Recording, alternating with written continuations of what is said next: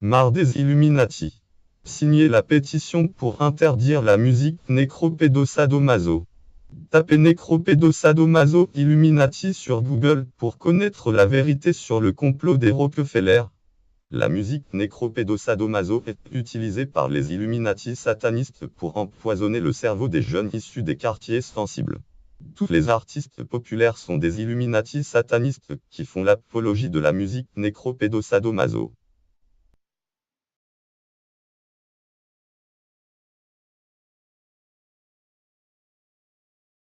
Salam alaikum les gens, Bassem Vénitieux 69200, en espérant que tout le monde va bien, les choses se passent la famille, bref, vidéo en hommage à tous les mythomanes de France. Dans chaque quartier, il y a un mytho, il y a un climatisateur, mais lui on l'aime bien, il fait partie des murs, donc hommage à lui, hein, big dédicace à lui. Le mien, il s'appelle Karim. Et Karim, dans les années 95-16, à Lyon, c'était la grande mode. On volait des voitures et puis on allait en Suisse et tout le reste et tout. Rothenberger, on faisait les fils, contacteurs, bref, vous connaissez les choses. Un jour, Karim, il vient me voir et il me dit, ah Bassem, sur la tête de ma mère, j'ai volé une Renault 25 V6 Turbo. Ils savent, les Renault 25 V6 Turbo, c'était de la grosse bagnole.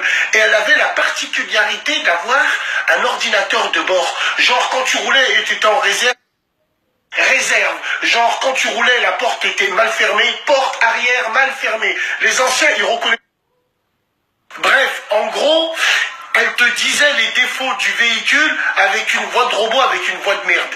Et ce Karim-là, il me dit, la tête de ma mère, Bassem, je la au fil, déjà, enfin un marteau-tour, tu vois, je la prends au fil, hop, je vais sur le périph', je fais des freins à main. Comment? Périphérique, frein à main. Bref, la vie de ma mère, tellement que je lui ai niqué sa mère à la voiture.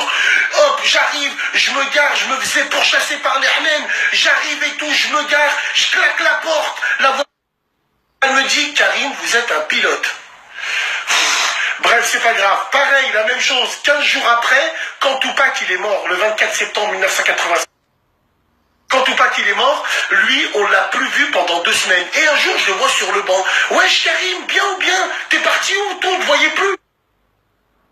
Miskin, tu le vois, il a la tête baissée sur le banc, pleure. Wesh Karim et tout.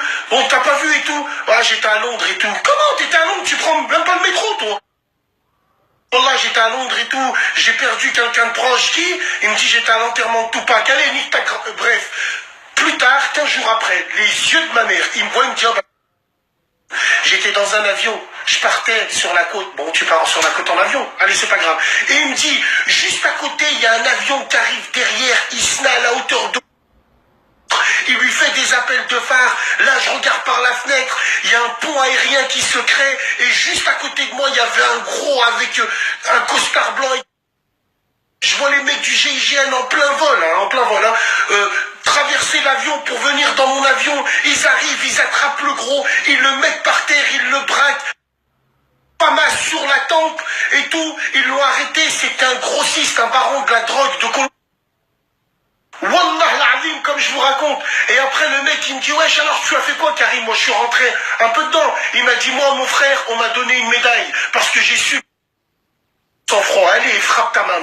Bref on en a tous des mythos comme ça. Big dédicace à eux. Et voilà vous en avez tous, vous connaissez leur nom. C'est le...